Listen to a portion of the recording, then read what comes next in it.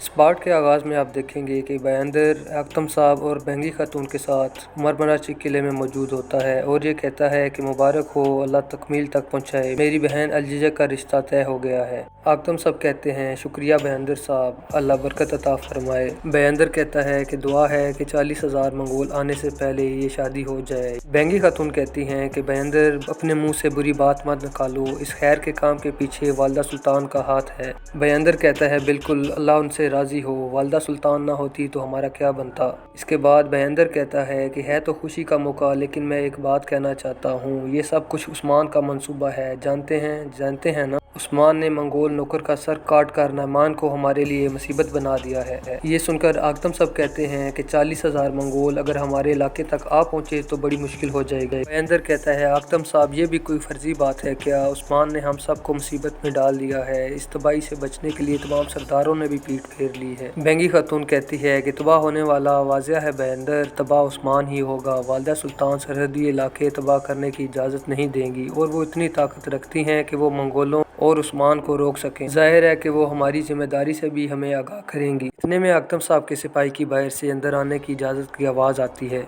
अख्तम साहब कहते हैं आइबरस आ जाओ। आइबरस आते ही अख्तम साहब को बताता है कि अख्तम साहब वालदा सुल्तान आ रही हैं। अख्तम साहब कहते हैं आने दो। दूसरी तरफ तुर्गत साहब और उस्मान साहब मौजूद होते हैं, जहां पर तुर्गत साहब अपने सिपाहियों के शहीद होने का दुख कर रहे होते हैं और उस्मान साहब से कह रहे होते हैं कि अगर मेरे सिपाही कैद में नहीं हैं तो ज़रूर वो सब शहीद हो चुके होंगे। फिर वो उस्मान साहब से कहते हैं कि मैं अपनी आंखों से देख कर आया हूँ कि ओलोफ ने किले का मुहासरा किया हुआ है और के साथ साथ वो उस्मान साहब को बता रहे होते हैं कि हमें खबर मिली है कि हमारे वहाँ से निकलने के बाद फौरन इस महान सुल्ताना ओलोफ से मिलने के लिए पहुंची है। हमें मंगोलों के खिलाफ मुतहिद करने वाली इस महान सुल्ताना असल में एक गद्दार है। उस्मान साहब कहते हैं कि वो बहुत उजलत में वहां पर पहुंची है, शायद वो ओलोफ को तंबीह करने गई है कि उसने उसकी इजाज़त के बगैर ऐसा कदम क्यों उठाया। उस्मान साहब तुर्गत को बताते हैं कि सूरत हाल वाज़िह नहीं है, अब वो एनोगोल को अपने फ़ायदे के लिए इस्तेमाल करेंगे। वो हमेशा की तरह यही समझेंगे कि हम उन पर हमला करेंगे, लेकिन हम ऐसा नहीं करेंगे, हम इंतज़ार करेंगे। तुर्गत साहब पूछते हैं मगर क्यों? उस्मान साहब कहते हैं कि ऐसे हालात में जब मंगोल हमारे दरवाजे पर दस्तक दे रहे हों तो हम कोई और महाज नहीं खोल सकते, इससे हमारा ही नुकसान होगा। तुर्गत साहब कहते हैं जी हाँ, बिल्कुल ऐसा ही है। साथ ही उस्मान साहब तुर्गत को ये कहते हैं कि आप परेशान मत हो, हम किला उनसे वापस लेंगे और इंसाफ की तलवार ज़रूर चल कर रहेगी। तुर्गत साहब भी उस्मान साहब से ये वादा करते हैं कि वो आइंदा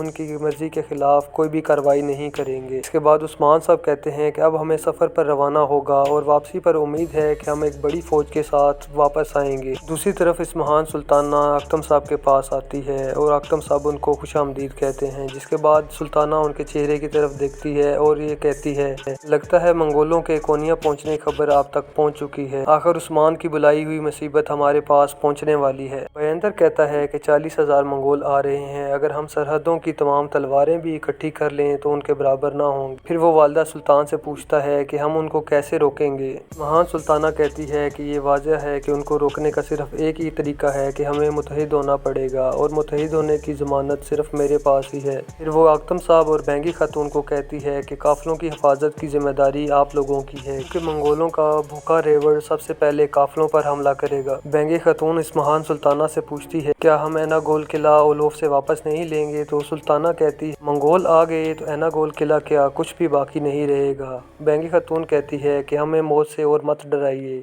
काफिर काफिर है और हमारा अपना वतन वतन है, हमें एनागोल किला ओलोफ के हाथ में नहीं रहने देना चाहिए। सुल्ताना कहती है कि मैं वही करूंगी जो ज़रूरी होगा, आप अपनी जिम्मेदारियां संभालें। इसके बाद तमाम लोग जाने लगते हैं तो इस महान सुल्ताना बयंदर को रोक लेती है और कहती है कि तुम रुक जाओ। उधर तुर्गत साहब और उस्मान साहब मौजूद होते हैं। तुर्गत साहब उस्मान साहब से पूछते हैं कि मुझे बताइए मुझे क्या करना है। उस्मान साहब कहते हैं कि तुम यहीं रुकोगे, मेरा कबीला तुम्हारे हवाले है, क्योंकि ओलोफ हमें हरकत में ना आता देख कर कोई ना कोई हमला जरूर करेगा। तुर्गत साहब कहते हैं कि मैं अब इस जमीन का एक चप्पा भी काफिरों को छीनने नहीं दूंगा, आप बेफिक्र होकर जाइए। उस्मान साहब कहते हैं कि मैं सरदारों के पास जा रहा हूँ और इंशाल्लाह एक बड़ी फौज लेकर वापस आऊंगा, तुम अपनी जिम्मेदारी संभालो। सुल्ताना बयंदर के साथ मौजूद होती है और बयंदर को कहती है कि तुम करासाइयों, जंदारियों और गरमानियों के पास जाओ और उन्हें मेरा पैगाम दो, उन्हें बताओ कि मैं मंगोलों के खिलाफ एक बड़ा लश्कर तैयार कर रही हूँ और अपनी वफादारी का इजहार करने का वक्त तुम्हारा अब आ चुका है। वो बयंदर बहेंदर को कहती है कि बहेंदर, मुझे इस काम के लिए सिर्फ तुम पर ही एतमाद है। बहेंदर कहता है कि वालिदा सुल्तान, आप परेशान ना हो, नईमान के खिलाफ तमाम सरदार आपका साथ देंगे और मैं इस मसले को हल करके रहूँगा। उधर उस्मान साहब अपने कबीले में मौजूद होते हैं और अपने खेमे से निकलते हैं और सफ़र की रवानगी पहले अपने कबीले वालों को देखते हैं, जहाँ पर उनके ख़ानदान के लोग और उनके सिपाही और उनके कबीले वाले मौजूद होते हैं। फिर उस्मान साहब अपने घोड़े पर सवार होते हैं और तमाम कबीले वालों को अलविदा कहकर अपने सिपाहियों के साथ कबीले से रवाना हो जाते हैं। जब तमाम सिपाही रवाना हो रहे होते हैं तो सबसे आखिर में एक तैमूर शामिल होता है। जब वो कबीले से बाहर निकलता है तो वहाँ पर अलजिजक उसके इंतज़ार में खड़ी होती है। जब तैमूर की नज़र अलजिजक पर पड़ती है तो वो अपने घोड़े का रुख मोड़ लेता है और अलजिजक के पास आकर उससे पूछता है कि तुम यहाँ कैसे। अलजिजक बताती है कि मुझे आपकी वालिदा ने बुलाया है ताकि हम शादी की तैयारियां कर सकें, लेकिन आप फ़र्ज़ पर जा रहे हैं तो मुझे कुछ बुरा होने का डर सता रहा है। सुना है मंगोल आ रहे हैं और एनागोल भी काफरों के हाथ में चला गया है। तैमूर कहता है, डरिए मत अलजिजक खातून, अल्लाह बेहतर करेगा और सब कुछ ठीक हो जाएगा। इसके बाद अलजिजक तैमूर को अपनी दुआओं के साथ रुखसत करती है और उन्हें अपना ख्याल रखने का कहती है। इस सीन में गरमानी के सरदार याकूब के पास करासी साहब मौजूद होते हैं और ये कह रहे होते हैं कि देख रहे हैं कि उस्मान ने कैसी मुसीबत हमारे सर पर ला दी है। याकूब सरदार कहता है कि आपको तो परेशानी की ज़रूरत नहीं, आप कौन सा सरहदों पर रहते हैं। करासी कहता है कि मसला मेरे कबीले का नहीं है, मसला मजलूम लोगों का है। याकूब सरदार कहता है कि जिसने ये मसला पैदा किया है वही इसको हल भी करेगा। करासी कहता है कि क्या आप वालिदा सुल्तान का साथ नहीं देंगे, जबकि याकूब कहता है कि मैं किसी का साथ नहीं छोड़ूंगा, ना तो मैं मंगोलों को ये ज़मीन रोंदने की इजाज़त दूंगा और ना ही उस्मान को ताकतवर होने दूंगा। इतने में याकूब का ख़ास सिपाही आता है और वो आकर सरदार याकूब को ये कहता है कि आपने जो तोहफे नईमान को भेजने के लिए कहे थे वो तैयार हैं और वो 60,000 घोड़ों पर लदवा कर रवाना कर दिए गए। सरदार याकूब कहता है कि तमाम तोहफे नईमान तक बेहतरीन अंदाज से पहुंच जाने चाहिए। इसके साथ साथ वो अपने सिपाही को एक ख़त निकाल कर देता है और उसे कहता है कि एलची को कहना कि वो बजाते खुद ये नईमान को पेश करे। करासी साहब का दामाद भी वहाँ पर मौजूद होता है। वो कहता है, याकूब साहब, क्या एक मकतूब ये इस जंग को टाल सकता है?